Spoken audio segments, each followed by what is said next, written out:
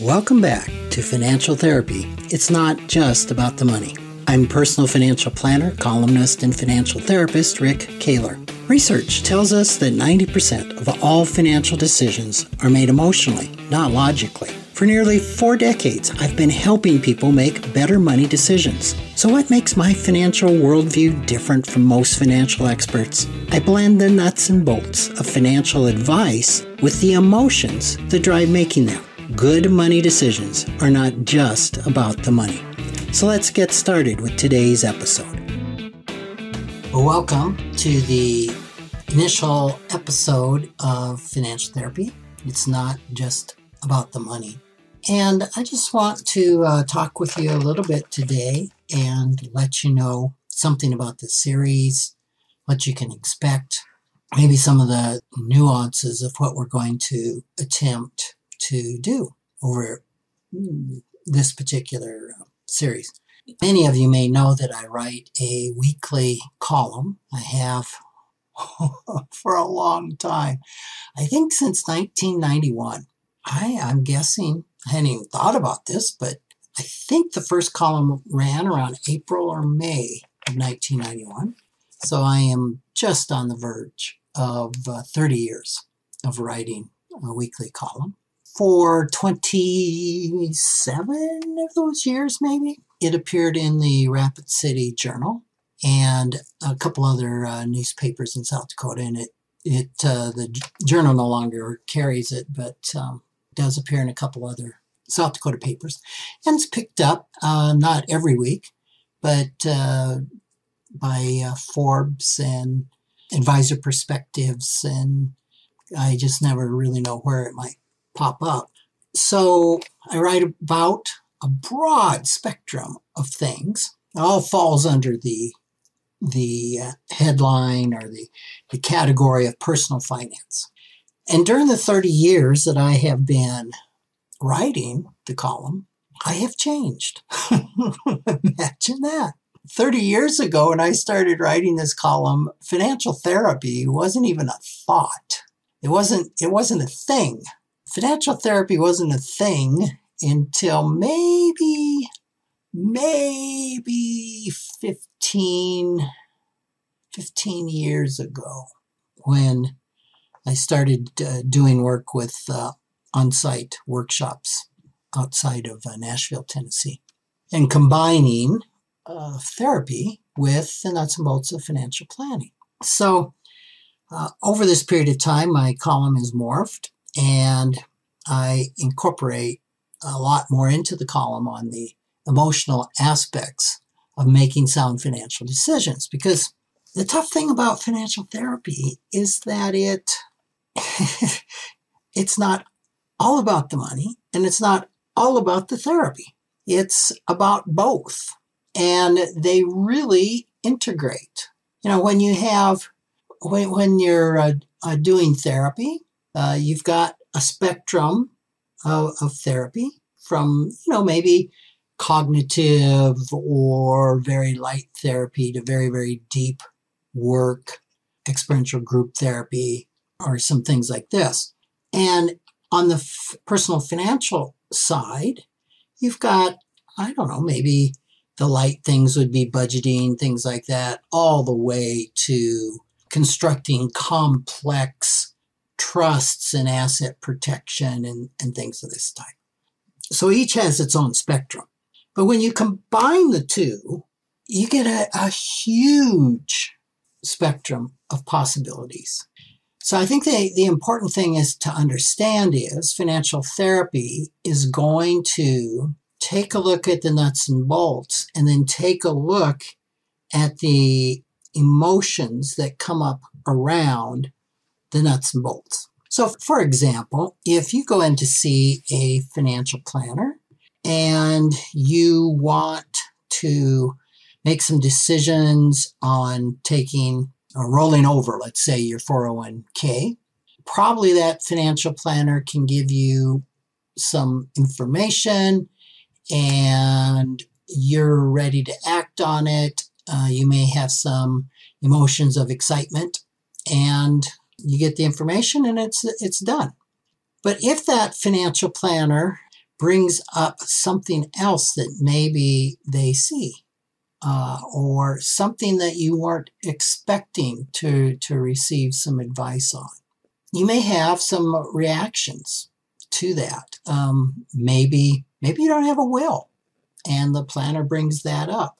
And immediately there's feelings of shame for not having a will, or there's feelings of resistance as to here's the reasons I don't have a will. Whatever that is, we get into a place that we're not ready to go into action on, and that we get a lot of emotions, and oftentimes difficult emotions operating. Financial therapy is going to help us get around, I shouldn't say get around, really look at, honor, and work with the emotions, the difficult emotions that often stop us from making good financial decisions for ourselves. Now, should everybody have a will? You may be surprised to hear me say no. Not everybody needs a will. But as some folks I've talked to, a lot of folks, I'm remembering a couple worth $4 million that had a blended family. Does a person like that need a will? Probably about a 98% chance they need a will. And yet they didn't have one. And there were all sorts of emotional blocks that were keeping them from doing something that would prevent a lot of heartache and a lot of turmoil upon the death of one of them. So that's the question of financial therapy. How can I look at emotions and reactions that are sabotaging me or keeping me from doing things that I know would be in my best interest to do? Now, probably the most popular one is overspending, right? And I can't tell you how many times couples come into me, we take a look at their spending, we take a look at what they need to be saving, and I can determine if we can lower these 5 expenses and maybe eliminate this one or whatever the combination is, you'll be fine, because now you can start saving $500, $1,000, $2,000, whatever that number is a month, and hit your retirement goals. And the heads will be nodding in the meeting, and they'll come in 3-4 months later. How you doing on the plan? Well, this came up, and this came up, and this came up. Okay, well, we revisit it. Okay, great. Another 3 or 4 months goes by. They come in. How you doing on the plan? Well, and every time it's always something, right? There is a reason why they haven't gone into action. So in this case, it's not about going into action. It's not about cognitively knowing what to do. It's about something deeper, and it's about an emotional impasse that's going on that keeps us stuck. So this is a difference with financial therapy, where in normal financial planning, as I used to do, I would just yell louder or talk louder or redirect the attention to the cash flow chart, showing them that every month that goes by, it's less that they're going to save, or do something logical to appeal to them, that their behaviors make no sense. Well, I found out that every financial behavior, no matter how illogical it seems to you or other people, make perfect sense when we understand the underlying beliefs. So the key to understanding our illogical financial behaviors is to find out what we really believe. Well, you might think, well, I know what I really believe. No, I'm going to suggest that we don't. Oftentimes, for example, CFPs are trained that when you come in to see them, they're going to ask you, tell me your goals and objectives. Well, my goals and objectives are that I need to be saving for my kids' college education. I need to be saving for my retirement. I need to be saving for short-term goals. Da da da da da da da. And well, are you doing any of this? No. That's why I'm here. Great. And then you'll work with them, just as I kind of explained previously. And it's not unusual that things don't happen, that we don't go into action around those goals. Well, what we have found in the years that I've been doing this work is that oftentimes our goals and objectives are not our goals and objectives. They are someone else's. Maybe our parents, maybe our employers, maybe our friends, maybe society. They are often full of shoulds and oughts. And there's typically a lot of resistance and shame around a should and an ought. So it is very common that we don't know what it is that we really want, that we don't know what our goals and objectives are. And we don't know what is stopping us from going into action, even around things that would be very good for us. Let's say like filing your tax return. There are some folks that will look at their file full of all their receipts and stuff once a year and go, this is too overwhelming, and simply not file a tax return. Same thing goes with having a will, saving money in a retirement plan. We could go on and on and on. Financial therapy helps us get at the root of what is going on. And when we find out what we really think, feel, and believe, it becomes crystal clear why we haven't gone into action. And then there's the hope that in becoming aware of it, that we can actually start working on that. And a lot of the reason we don't go into action is from emotional wounding. I'll call it trauma. And typically it's emotional trauma, but it doesn't have to be. First time I ever heard that, I said, oh man, give me a break. I thought of trauma as being physical, being something like someone getting sick, a terrible auto accident, witnessing a murder, things of that type, being beaten. But trauma can be just a number of things that on the surface maybe don't seem that they're that bad, but we also find out that trauma can be caused by little things that maybe aren't so intense, but that happen over and over and over and over and over. It's called complex trauma. There's all sorts of types of trauma where we form reactions and beliefs, especially about money. So, and we typically don't look at these. We typically build defenses within ourselves to kind of protect those hurt parts of us. And we get locked into actually behaving like kids around certain things that come up in our lives. And kids don't have a great capacity to make a lot of complex or critical thinking decisions. So it's really finding out we're stuck in our money development, and then helping ourselves to gain maturity in those areas. So that's a little bit about what financial therapy is. And in a normal financial therapy session that I would do with somebody, we probably spend about half the time talking about the nuts and bolts and the money. And then we spend half the time talking about things that come up, reactions, taking a look at why do we do the things we do, and what's the beliefs around that, getting in deeper and actually doing the therapy part. Now, I've been in 8-hour therapy sessions, like an all-day session where I worked with a therapist and I was the planner in the session. where out of 8 hours, we spent 7 hours and 45 minutes all on the numbers. Then I've been in other similar sessions where we spent 15 minutes on the numbers and the therapist spent 7 hours and 45 minutes on the therapy. So you never know where you're going to go in a financial therapy type session. And I just want to say that it's a pretty broad range.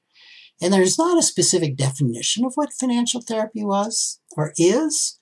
In the past, I have contended that really the best financial therapy is done by a licensed therapist and like a licensed CFP.